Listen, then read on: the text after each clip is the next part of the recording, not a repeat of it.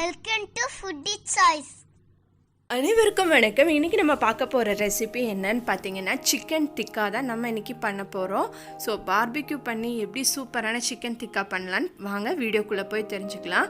இதுக்கு ஒரு 1/2 kg chicken எடுத்துக்கிறேன். ஃப்ளஷ் மட்டும் எடுத்துக்கோங்க, போன் இருக்க வேண்டாம்.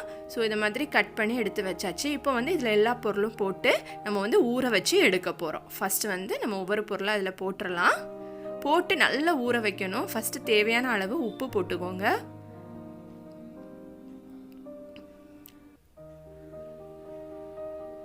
இஞ்சி பூண்டு 2 டேபிள் ஸ்பூன். வீட்டில் இருக்கிற பேசிக் பொருள் தான் நம்ம இன்றைக்கி போட போகிறோம். மஞ்சள் தூள் ஒரு 1/2 ஸ்பூன் போட்டுக்கோங்க. அப்புறமா இது மிளகாய்த்தூள் உங்களோட காரத்துக்கு ஏற்றவாறு போட்டுக்கோங்க. அப்புறமா காஷ்மீரி சில்லி பவுடர்,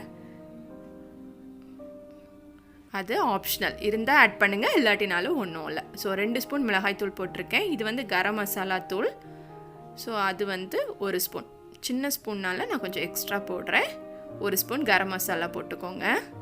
அப்புறமா இதில் வெங்காயம் இந்த மாதிரி கட் பண்ணி எடுத்து வச்சுருக்கிறேன். ஒரு பாதி வெங்காயம், அப்புறமா பாதி கேப்சிகம், இவ்வளோத்தையும் போட்டுட்டு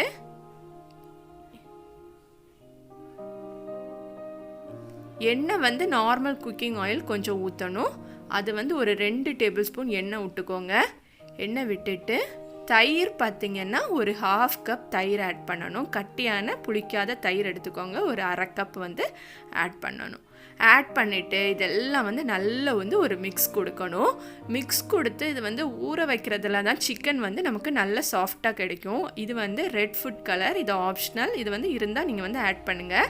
இதில் 2 ட்ராப் நான் ஆட் பண்ணுறேன்.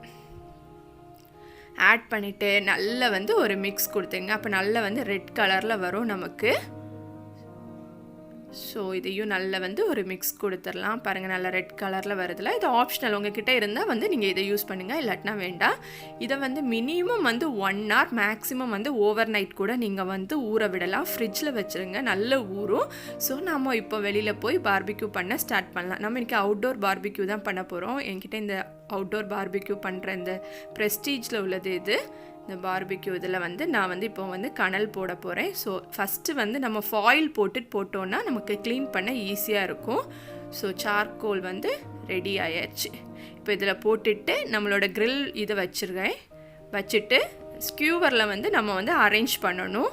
ஸோ ஸ்கியூவரில் ஃபஸ்ட்டு சிக்கன், அப்புறமா ஆனியன், கேப்சிகம் அப்படி மாற்றி மாற்றி அரேஞ்ச் பண்ணிக்கோங்க.